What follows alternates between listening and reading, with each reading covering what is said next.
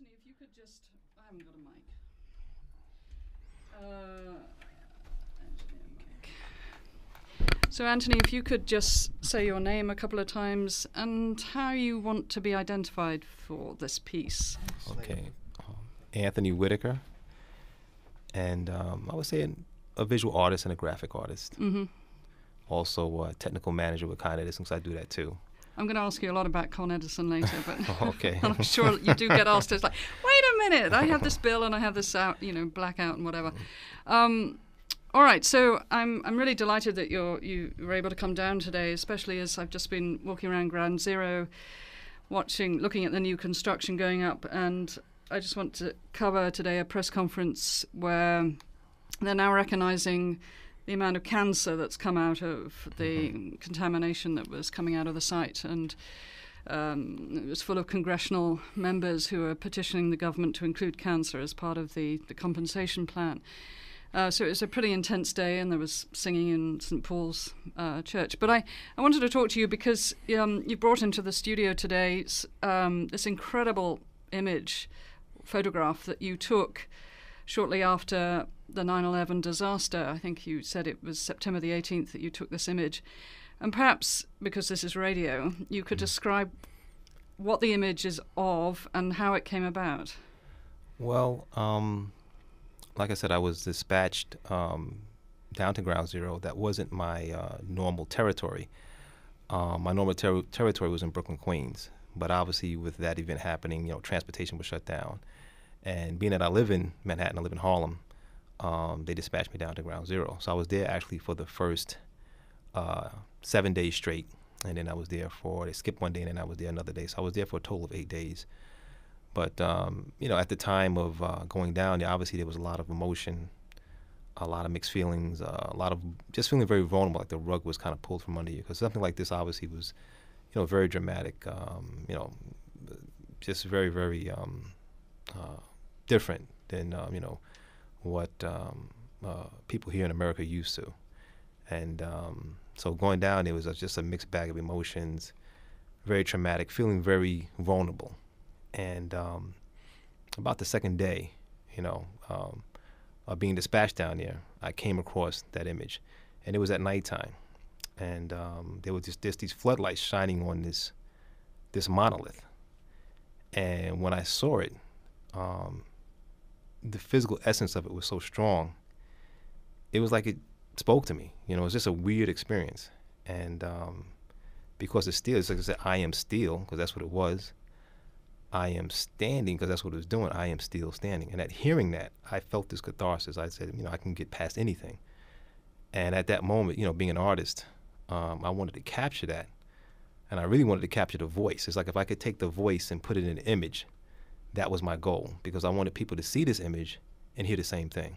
And at the same time, feel a sense of healing, a sense of inspiration, because a lot of people wounded at that time. It was very, psychologically, by people seeing this, it definitely had a psychological effect. So at that moment in time, I was motivated to capture the image, being an artist. But I didn't know if I was going to be dispatched down to the same area. And at that time, at night, there were military men everywhere. So I didn't know. I knew that wasn't a good time to take the picture, because at that time, Giuliani came out with this directive that, no photographs were allowed. And of course, it's, at night, I would have to have a flash. So that would draw a lot of attention. And I'm sure my camera equipment, would have been confiscated.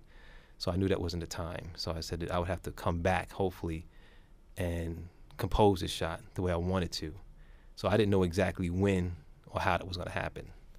So, but that is what that voice or that word really motivated me. It just kind of I was consumed at that point of really capturing the image, capturing this image in a certain way. And for listeners who aren't familiar with this image, just describe it. It's a street shot, and what are you looking at when you put your camera up? What did you see?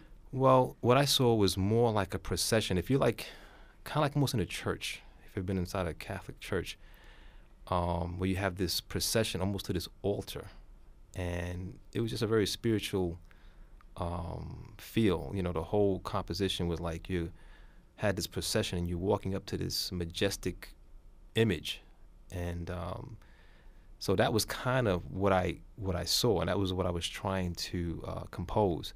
So the buildings next to it is almost like the windows in a church, you see, and then at the same time you had this spire shape, so it gives that cathedral feel. So automatically, that's like the first thing I think that impacts you by seeing the shape, and geometry is what determines how we think about something. And it's very similar to like when you're a child and you're driving in a car and you see the clouds, and the shape of the clouds could be an elephant, a rabbit, a squirrel, whatever, and that shape determines or communicates to us and how we think about that shape. So the shape of this spire shape of this thing stretching into the air, was automatically inspirational. It's like from this tragedy, there was this message of healing, of inspiration, and I knew I had to catch it, and I knew that it was authentic, you see, and that's the thing. It was authentic. It wasn't something that was man-made, because I'm a graphic designer. I know what it's like to go into the studio and design something pretty and nice. This was something that was so powerful that it just came from the event.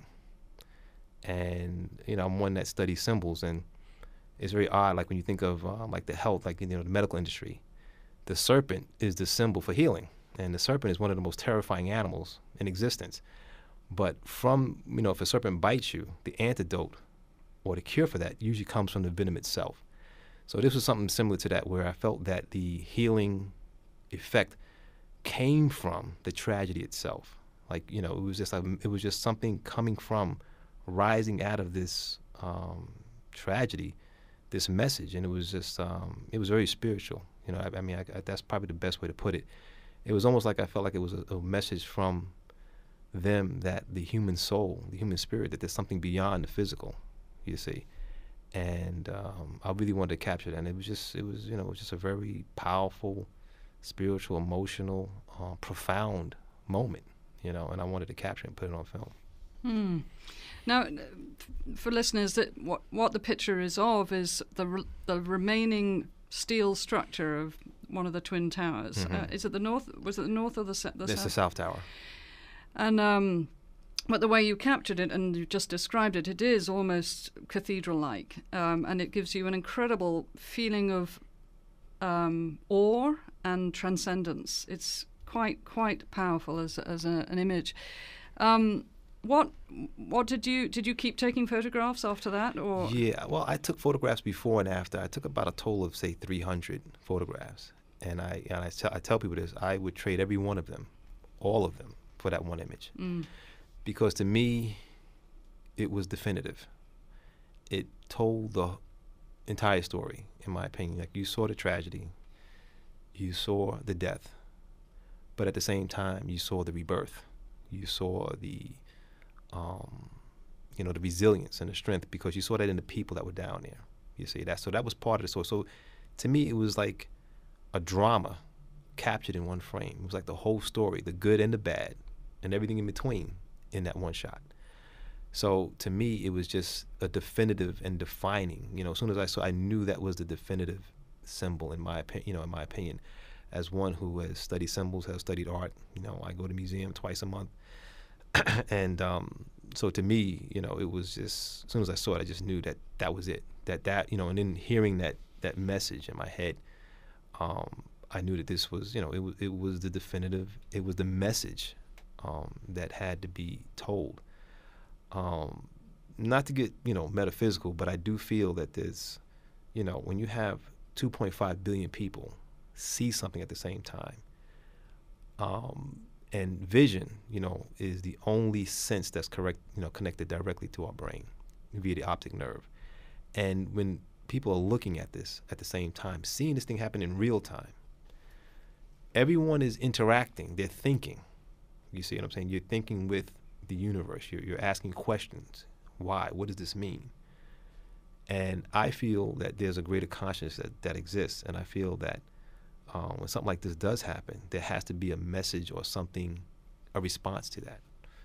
And I really feel, and not because I took the shot, and I'm just being very objective and very honest and very humble with it, is that that still standing was a major part of that message, where the universe is saying there's something more, because you're seeing these people who have no choice, jumping out of buildings, being crushed, being burned, dying in the most horrific way.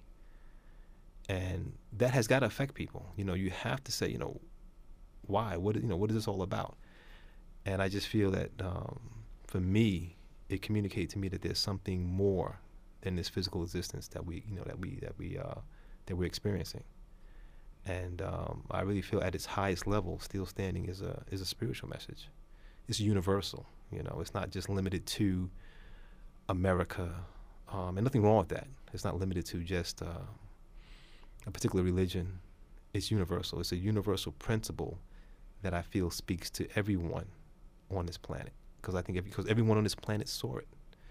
And I think that's the thing that a lot of times people don't understand.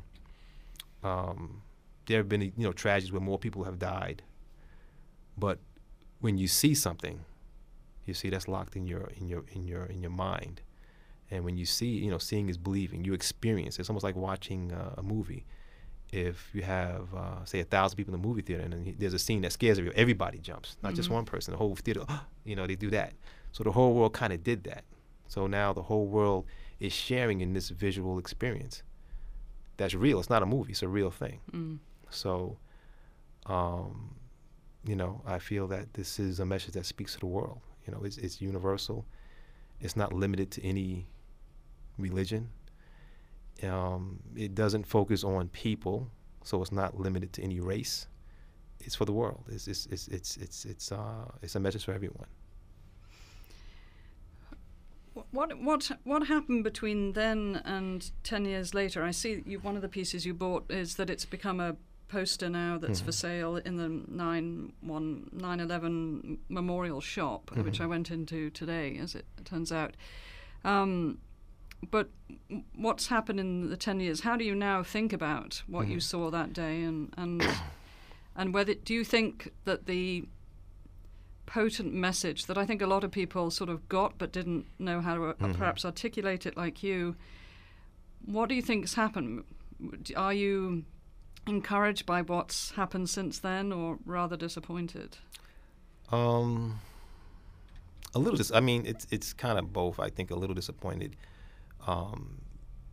because I'll say. Let me start this. I spent a lot of time, obviously, with this image over the 10 years, and the symbolism of the image just kept unfolding, and just it's just a whole story within it. But that's a whole other thing to break down each particular element of that. But the disappointing part, I think, is that I think how we as a country have handled it.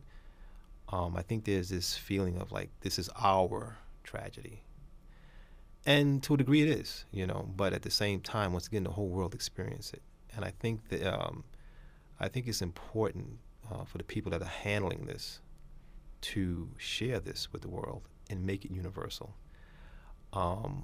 One of the things that have come up is this with the cross as being this symbol, and you had all these religious groups and non-religious groups come out and say, no, this can't be it. What they were trying to say is that what happens when you have something very traumatic, the human psyche seeks to grab onto a symbol. That's how the mind works. That's how it heals itself. Symbols are a healing thing. So if you remember 9/11, everyone was kind of going for the flag, American flag, some symbol of strength, something to grab onto. You see what I'm saying? This is how the mind works. And even me, even seeing this image, my mind was grabbing on for a symbol, to heal, to kind of deal with the trauma. And I think, with the cross, there's nothing wrong. It's part of the story. You see what I'm saying? And it's not something that can define it, because what it does, and nothing against Christianity, because I come from that myself, it just limits it to that. You see what I'm saying? And I think when you talk something spiritual, you have to look at everything. And there's spirituality in all religions, in all people. So you need something that is universal, defines all of that. The cross does not do that because it is limited to Christianity. And once again, nothing wrong with that. It's part of the story, but it's not the story. You see what I'm saying? And this is why you had backlash on that because people are saying, you know, why are we using this to define? Once again, it's the point of not wanting to share. And that's the disappointing part, I think. It's like, you know, everyone is trying to limit it to, you know, say, you know, America, this group, that group, and all these groups like, you know, obviously the fire department. I knew one of the firemen that passed away, by the way. And obviously that was a huge part of the story. But once again, it's part. NYPD, you know, these people obviously played a major role. And a lot of them sacrificed their lives, and that's big. But, you know, you have to, you know, I think what has to be communicated when you discuss 9/11 is the totality of all people on this planet, because all people on this planet saw it. So here you have a grand opportunity to have a message that's inspirational to everyone, because everyone saw it. 9/11 is important because, once again, it touched the whole world. So how it's dealt, how it's articulated is extremely important, I feel. And I feel it hasn't been articulated inclusive enough of everyone. And I think that's a huge mistake, huge mistake. Also, I feel that the facade, not leaving it in its place, because one of the things that Giuliani had said was that, you know, he would leave, you know, this would be saved for a memorial. And I feel that was like, you know, to me, like I just knew that that was something they would do. And I was very surprised that they didn't do that. You know, they carted the steel away, they melted it down. And a lot of that steel was used to build a battleship, of all things. You know what I'm saying? Nothing, you know, once again, nothing wrong with that. No, but when you're talking about this idea of universal peace and understanding, and yes, a war machine. Right. You understand what I'm saying? So these, you know, it's like, you know, are we learning? You know, are we trying to, you know, go to a level beyond that? And I felt that this steel, especially viewed from this angle, was so powerful. Like, that was it. That was, you know, I mean, nothing wrong with, say, building a memorial around that, but you leave that in place. Because it's, number one, it tells a story. It's authentic. It's not something that's, once again, you know, it's very easy for people to go into a studio and to brainstorm. And we can sit here and we can talk about all ideas and, you know, do things pretty. But there's a sense of authenticity that's lost from that. You see what I'm saying? And I think they had the authenticity, and there was this incredible work of art that was created by the tragedy, but yet it was so powerful. And I just feel that to take that down and to remove that was a mistake of apocalyptic proportions. I just feel like had they left that, you know, it would have been something that the whole world, it would have rivaled, I feel, the Eiffel Tower. You think of the Great Pyramids, any, you know, huge place where people travel to, you know, these centers that are like meccas where people go to revere. I think this would have just been incredible. I think this would have been, it would have been it. You know, I mean, you know, there would have been no competition. It just would have, because it was just something that was created by, it was forged by these souls that died. You see what I'm saying? So it was charged with that energy.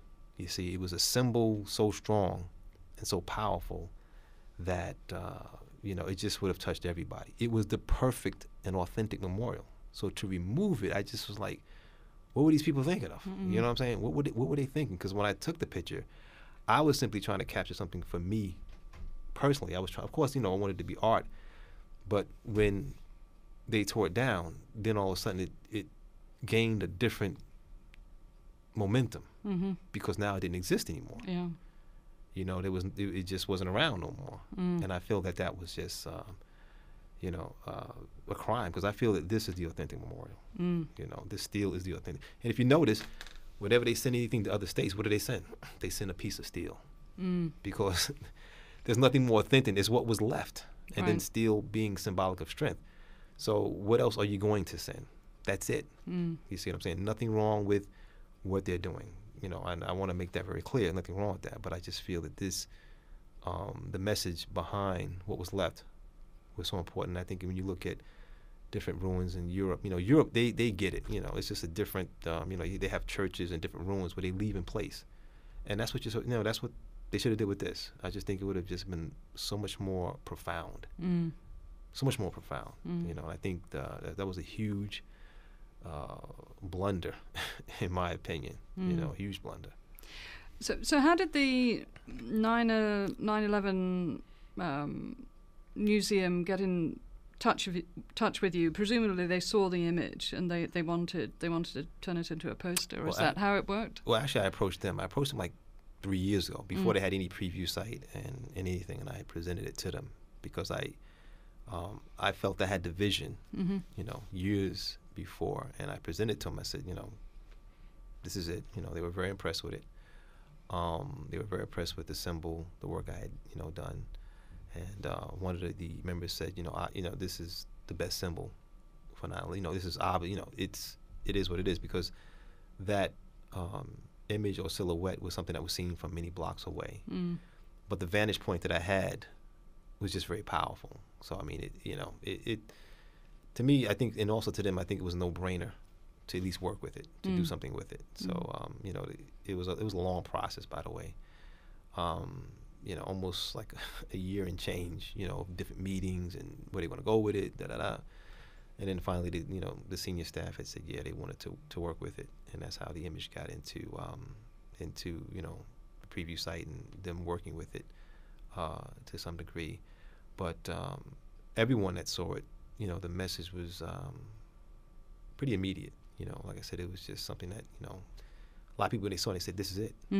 Like they knew that this is it. Like what are you going to do to top this? And I feel that when something comes from, in my opinion, the universal consciousness, there is no topping it. It just isn't. And I feel that it's like water. It's going to reach its. It's going to reach its level, whatever it may be. I'm not trying to push it, force it. Let it do what it's supposed to do, and I think it's doing that. Yeah. What do you have planned for Sunday? Nothing really. I mean, from what I understand is that down there they have mainly the families, and a lot of politicians are coming. And as you know, this whole thing has made some people upset. Like I said, you can't please everybody. So I mean, nothing negative on the memorial, but I've been invited to go to airports, sign posters there. A lot of different events, and I can't do them all. You know what I'm saying? So there is so much. That's true. Yeah. Yeah. So I mean, I get pulled in different directions. Interviews here, things like that, which is, it's good, but at the same time, it's also, it's humbling as well because of the nature of what it is. And being an artist and a graphic designer, and also working in fashion, this is not something I expected or wanted to happen. If it were up to me, this is an image that I wish I didn't have to capture, or wish I never had to capture. Because so many people lost lives. And I mean, it's not something that you want to happen. And when it did happen, like I said, it was just a very vulnerable time. And I, when I first did this, 10 years ago, I had a full-page article in Newsday and in the Post, and I really began to pull back because I really didn't want this to define who I was as a creative person. You see what I'm saying? So there's a part of me wanted to pull back because I didn't want this to define me. There's so many other ideas I had. I mean, this was something that just came out of, unfortunate, unexpected. So it's not something I really wanted to happen, but I knew as an artist it was something I had to capture. And a lot of great art comes from tragedy. Tragedy has to be dealt with artistically. It has to be, because art is a way of healing, whether it's through song, art, anything. It has to be articulated some way. It has to be a response to it. It's just how the mind works. And so that's, I just felt compelled to do it. It's just, like I said, a part of me wish it was something else, and not this. Yeah, that's. Would you rather? I know that you're an engineer for Con Edison. Would you rather just be an artist, and the engineering is to keep food on your table and a roof over your head, or do you love both? Well, it's funny. I have to say, I'm not an engineer necessarily by that I have a degree of an engineer. I was always just very good with math and things of that nature. So I'm more of a technical manager, and it's, you know, what I do is, you know, I work with operating the electrical system, and a main function of my job is to provide protection for the crews that are working in the field. And a lot of people don't realize, but a lot of the moves that they do in the field are not done by them. We direct them, and we direct that process, and it's done through computers and SCADA systems. And it gets, you know, it can get a little hairy. It gets, you know, it's very technical. Can be, you know, a lot of responsibility, because you know, I have the ability. You know, I could actually kill, you know, several people with the push of a button. So it takes a lot of focus. You know, we have to get psychologically evaluated every 2 years. But yes, of course, I would, you know, rather definitely focus on art. Art is such, you know, so much more fun. It's so much more creative, and you know, I consider myself to be an artist. I mean, I work, you know, at Con Edison. I mean, it's a good paying job. You know, it pays the bills, and you know, I'm fortunate enough I've been able to also earn money for my work as well, my artwork and my creative work. And but you know, yeah, I would love to just be involved in art and create. But also, so I want to say that what I also did with this is, because I think it's important, is that I did start a foundation, and I feel that there's a significant portion of, you know, received from Still Standing that goes to nonprofits. One is a 9/11 memorial, and the other one I felt compelled to is the Wounded Warriors Project. You know, because I feel that, you know, a lot of the soldiers and a lot of the people that are the casualties now, it revolves around 9/11 and what happened. So those are charities that you know, that I want funds that are earned from this to go to, and I'm very that's something I'm very serious about, because I feel that you know, it needs to be that, you know. As an artist, I think, you know, all artists want to be compensated to some degree for their work, but the nature of this, I think, commands that there has to be some, you know, giving back to a cause, because I think ultimately, you know, the whole event, you know, people losing their lives, things of this nature. So there has to be a charitable part to Still Standing, and you know what it means. I think we'll leave it. I've got like half an hour. I think that's pretty good. Okay. Unless there's something else you want to add. Where, can people see your image online? Yeah. Is there a web address or something? They can go to stillstandingmemorial.org. You can view the image there. The site is kind of basic right now. It still needs a little bit more polishing up, but you can see it there. I've just been so busy, you know, I hadn't had the time to focus. But one other thing I really want to say is that you know, Still Standing is not about focusing on the date of 9/11. It's about moving beyond that, and I think that's the best way to memorialize those that have died. It's not to wallow in sorrow. You know, I know if I passed away, I wouldn't want my son to do that. You know, I would want, hopefully I would want him to be inspired enough to live on and to reach his potential. And I think the message of Still Standing is that no matter what we go through in life, no matter what obstacles that we experience, if we approach them, you know, with intelligence, character, you know, strength, you can overcome anything. There's nothing you can overcome. And I think even in death, you know, there's something beyond that. So at its highest level, I think that's what Still Standing. Still Standing is about moving beyond, healing, being inspired, you know, carrying on, you know, keep moving, you know, keep making things happen. And I think that's the best way to memorialize all those that have passed away, especially in this, you know, this horrible tragedy. Okay, thank you very much.